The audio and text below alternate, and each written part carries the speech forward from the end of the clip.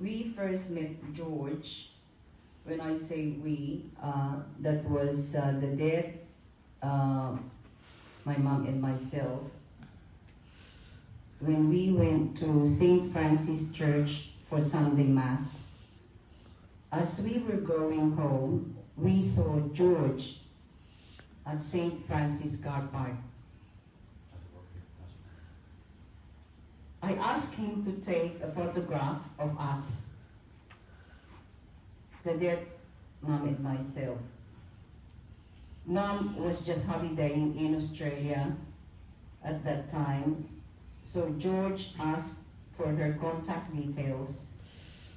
George gave Mom a surprise visit in Philippines. She saw a special car for Philippine Airline air hostesses stopped in front of her house, and so George got out of the car. Since then, they have been contacting each other, got married, and stayed married for more than 40 years. My daughter was saying that I was spoiling George because I was always taking George and Mom out on a weekly basis for dinner or lunch.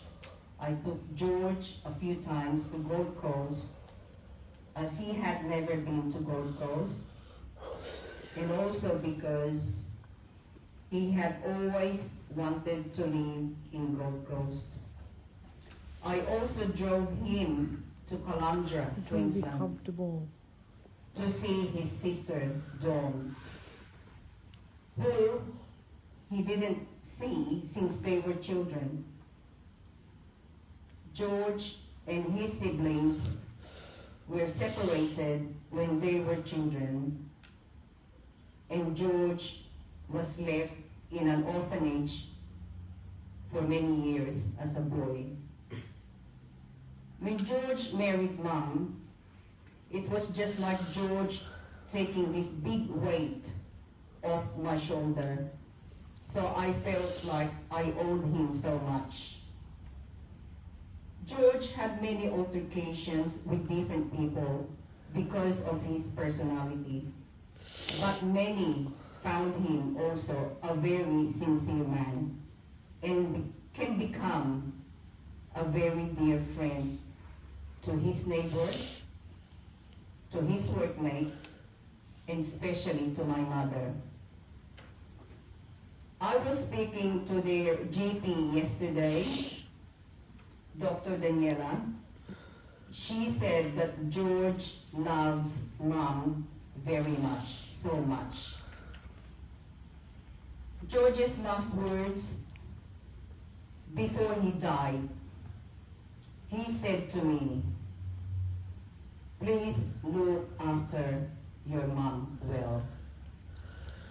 Can I just call on my mom to say a few words for George? Please, Mom. Someone was reading on behalf of Can I come on stage, please? No. Why? I just want to talk about what I did.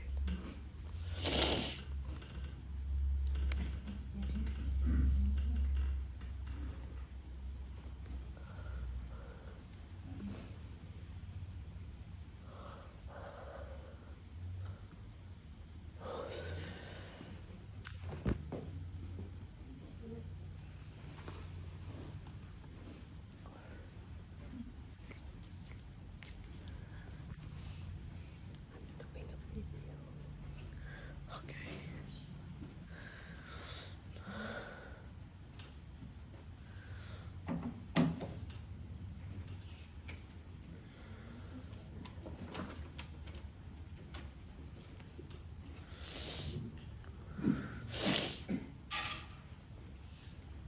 Beloved husband George, I love you with all my heart. You will always be in my heart forever and always. I am lost without you. Oh, it's okay.